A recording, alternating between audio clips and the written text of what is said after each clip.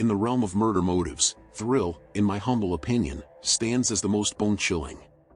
It is a sick and twisted notion to take a life simply for the sake of personal gratification, as the despicable lust killers do. There are those who commit murder for monetary gain, driven by greed and avarice. Others are consumed by jealousy and rage, leading them down the path of bloodshed. While these acts of violence are undeniably horrifying, they do not leave us perplexed regarding the twisted reasoning behind the perpetrators' heinous deeds. However, when it comes to killing for the sheer thrill of it, we enter an entirely different realm of darkness. As you may have already surmised, the tale I am about to recount delves into the realm of thrill killers. A couple, to be precise, who preyed upon two innocent souls. Their motive was shockingly simple. They believed that sadistically toying with and ultimately snuffing out the lives of these unsuspecting victims would provide them with a twisted form of amusement. I am Tony, and welcome to another episode of Terrible Cases on Hitbox TV. Erica Elaine Grace was born in 1978 to Charlotte and Gerald Grace in Roaring Spring, Pennsylvania. Erica, an only child, never wanted for anything, thanks to the wealth her father accumulated owning his own construction business. Erica was a star basketball player and honor roll student in high school. She graduated in 1996 and continued her education at Mary Washington University in Fredericksburg, Virginia, where she received a partial athletic scholarship. Erica excelled in both athletics and academics in college. She earned her bachelor's degree in history in 2000. Erica appeared to have it all, but she was insecure and prone to being swayed by those around her. It was sometime in 1998 that 20-year-old Erica met a man who would take advantage of these insecurities. Benjamin Sifrit, also known as BJ, was Erica's age. Initially, the two seemed like a good match. They shared many interests, particularly athletics. Benjamin, who was born in Esterville, Iowa, was a competitive swimmer in high school and worked as a lifeguard. After graduation, he joined the Navy and began SEAL training, which he excelled at. Erica and Benjamin were a conventionally attractive couple who placed a high value on health and fitness in their lives. But Benjamin had a dark side, as evidenced by the large swastika tattooed on his chest. While the vast majority of women would, rightfully, flee if they saw this, Erica did not. Benjamin was a manipulator with a bad temper who could turn on the charm when he wanted to. But, at the end of the day, I imagine his hulking physique and Nazi body art mostly intimidated the women he pursued. Benjamin proposed to Erica after just a few weeks of dating. She said yes, much to the chagrin of her friends and family. Erica had never been known to be impulsive or irresponsible, so agreeing to such a sudden and hurried marriage proposal was out of character for her. But, for the reasons I just mentioned, I can imagine she was afraid to say no to BJ. Erica and Benjamin married in 1998. They didn't invite anyone, not even their parents, to their wedding ceremony. Their honeymoon period was brief. It didn't take long for Benjamin's Navy career to unravel. He was court-martialed at Camp Lejeune in North Carolina in 2000 for a variety of offenses, including absence without leave and insubordination. According to one Navy prosecutor, Benjamin appeared to have developed an utter disregard for authority. The circumstances surrounding his career's end are unknown, but he apparently left an assignment one day and sped away in a car, going 50 miles per hour in a 15 miles per hour zone. This is a sailor who was showing good qualities and got his SEAL qualification and everything, said Captain Crail, his defense counsel. Something happened in his last command that caused him to lose that designation. He appears to have completely lost motivation for the Navy based on that. He was dishonorably discharged from the Navy as a result of his bad behavior. Unfortunately, being a Nazi did not appear to be a factor. Erica and Benjamin, both 23 at the time, moved to Altoona, Pennsylvania, near Erica's childhood home in early 2001. This was Erica's parents' first meeting with Benjamin. They weren't overjoyed with their daughter's new husband. They opened a scrapbooking shop called Memory Lane in this location. Customers would bring in photos and other memorable scraps, and Erica and Benjamin would put them together into scrapbooks. They also began selling items on eBay, specifically items stolen when they broke into restaurants and stores after hours. They were especially fond of robbing Hooters restaurants. Erica appeared to be going off the rails, desperate to impress her new thug of a husband. she started drinking heavily and using narcotics. She bought Benjamin snakes to keep as pets, one of which they allegedly named Hitler. Erica's friends were perplexed by her bizarre behavior changes. Erica and Benjamin took their first trip together on Memorial Day weekend in 2002. They chose Ocean City, Maryland, as their destination and rented a penthouse apartment in the Rainbow condominium complex downtown. Meanwhile, Martha Jean Crutchley, also known as Jenny, a 51-year-old insurance underwriting supervisor, and her boyfriend, 32-year-old investment banker Joshua Ford, were heading to Ocean City for Memorial Day weekend. The couple had been together for about a year and were from Fairfax, Virginia. They were looking forward to spending a fun and relaxing weekend together. Joshua Ford was raised in South Boston, Massachusetts, and was passionate about karate as well as sports from a young age. He met Martha Jenny Crutchley at a Christmas party in December 1999, and the two hit it off right away. She was described as calm and loving, and the two appeared to be happy together. When Joshua was offered a lucrative job in Fairfax, Virginia, they moved there in 2001. Josh and Jenny boarded a bus downtown on the evening of May 25th. They intended to get some dinner and drinks and then see where the night took them. On the bus, they met an outgoing young couple, Benjamin and Erica Sifrit, who invited them to a nightclub called Secrets. Josh and Jenny agreed to come along. The four had a good time at the club, drinking, talking, and dancing together. BJ and Erica asked Josh and Jenny to return to the penthouse they were renting for more drinks, as the club was about to close for the night. Josh and Jenny were delighted to help.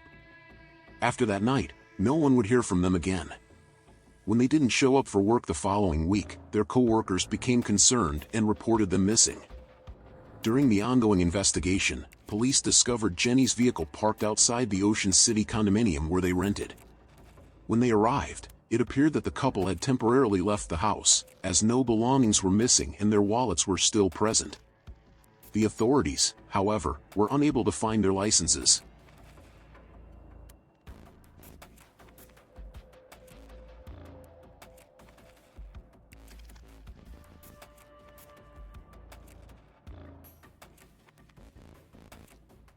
In the early hours of May 31st, a Hooters in Ocean City was broken into.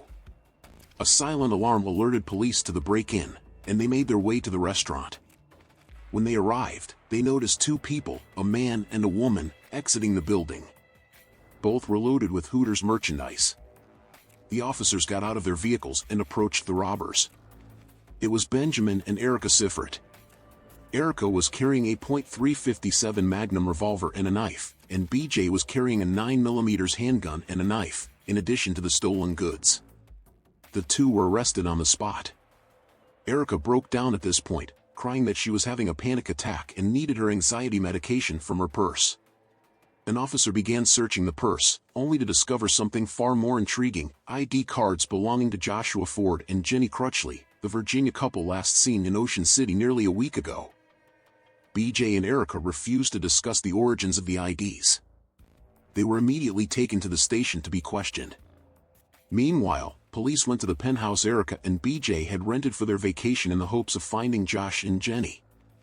They were unable to locate the couple. They did, however, discover photos of Joshua and Jenny from their vacation, as well as a key to the condo unit where they had been staying. The investigation was becoming more incriminating by the minute. The cops discovered cocaine and blood splatters in the master bedroom and bathroom. They also appeared to have purchased wall paste and paint, most likely to fill in and cover a bullet hole in the bathroom wall.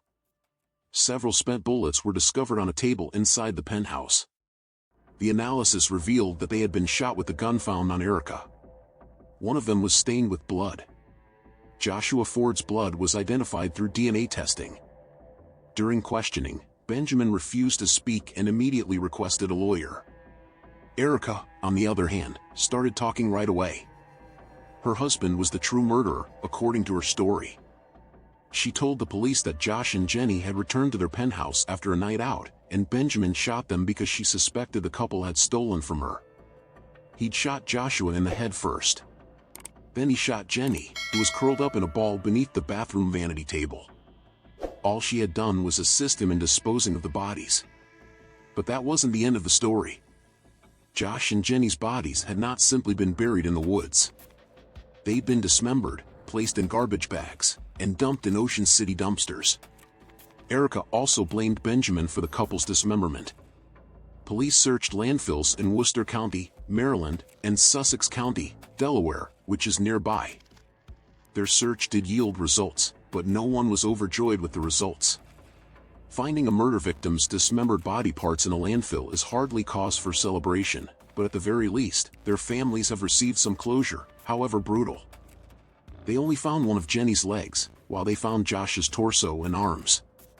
To this day, the rest of their remains still have not been found. As a result, the cause of death for Jenny was never officially determined. However, 3 bullets were recovered from Josh's body. They had all been shot from the .357 Magnum found with Erica. Erica and Benjamin were both charged with first-degree murder in Josh and Jenny's deaths. And they both entered not guilty pleas. Benjamin Sifrit's trial began on March 31, 2003. Because of the publicity surrounding the case, it was relocated from Worcester County to Montgomery County. The attractive couple who appeared to have led impressive lives up to that point intrigued the public's and tabloids' interest. Unsurprisingly, BJ's swastika tattoo piqued people's interest. According to court documents, Erica had spoken of her husband's obsession with power and control and how his views aligned with those of Hitler. His attorney, William Brennan, attempted to undermine Erica's narrative, claiming that Benjamin was the driving force behind the murders and that she was only a bystander. In his opening statement, he told jurors that Erica was high on a cocktail of alcohol, anti-anxiety medication, and diet pills, which drove her to murder. Benjamin watched as his wife murdered the couple. He assisted in the disposal of their bodies, largely because he was scared of Erica's erratic behavior. Brennan told the jury that the murder weapon found on Erica's person was a .357 Magnum revolver. He described how ballistics tests on the gun revealed that the bullets fired from it killed Joshua Ford. Joel Todd, the state's attorney for Worcester County, led the prosecution. Their star witness was a woman named Melissa Selling, who had spent an evening with Benjamin and Erica in Ocean City after a friend of hers, Justin Wright, who had just met them, invited her to hang out with them. Melissa appeared nervous and tearful at first as she told the court her story. This, however, did not last long. She quickly settled in and was able to recount her experience with ease. Melissa arrived at the location specified by her friend. She discovered him with the couple in a car that had a flat tire. They were all drunk and acting strangely. Erica embraced her as if they were best friends, despite the fact that she had never met her before. BJ's mouth was smeared with blood, which he blamed on driving over a curb and splitting his lip on the steering wheel. Melissa and Justin, like Joshua and Jenny, had returned to the penthouse Erica and Benjamin were renting. Melissa went on to tell the court about one of the strangest nights of her life. She said, the couple were clearly insane. Erica showed her their pet snakes and told her about her love of snorting anxiety medication when they arrived. She then enthusiastically suggested that they get in the hot tub together. Her mood, however, quickly changed. She was giddy and a little manic at first. Then she was enraged, yelling about not being able to find her purse. Benjamin, who had not been particularly animated up until that point, leapt to his feet and demanded that whoever had taken the purse return it. He displayed a handgun concealed in his waistband. He pointed threateningly at the bathroom door, which clearly had a bullet hole in it. He became very, very angry, Melissa explained. He said, if we ripped him off like the other people who were here, he would do the same thing to us that he did to them, referring to the bullet hole in the door. But the purse had always been there, Melissa told the jury. It was clear that the two simply enjoyed scaring people. On Brennan's cross-examination, Melissa stated that when she got in the car, Benjamin turned to her and said that he needed to drive, despite the fact that he was more drunk than Erica. She packs heat, he said, referring to Erica. I can't keep her in check. She's going to kill a cop. Melissa admitted to police that she was unsure whether Benjamin said he killed the couple, his wife killed the couple, or they both killed the couple. Melissa argued that there was no difference in a heated exchange with the lawyer. You're unsure whether or not he ever said he killed anyone, she killed anyone, or they both killed anyone, isn't that right, Ms. Selling? Brennan inquired.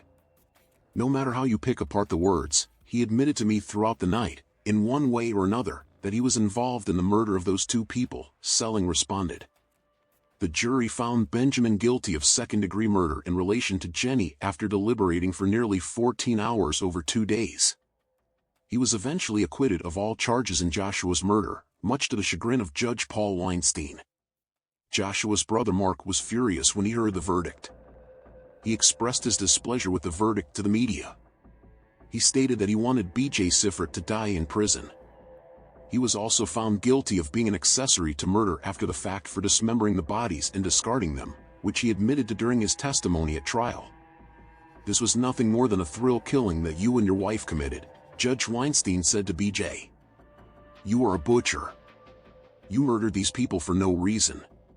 B.J. was sentenced to 38 years in prison by Judge Weinstein, 30 years for second-degree murder and first-degree assault, and 5 years for accessory to murder after the fact.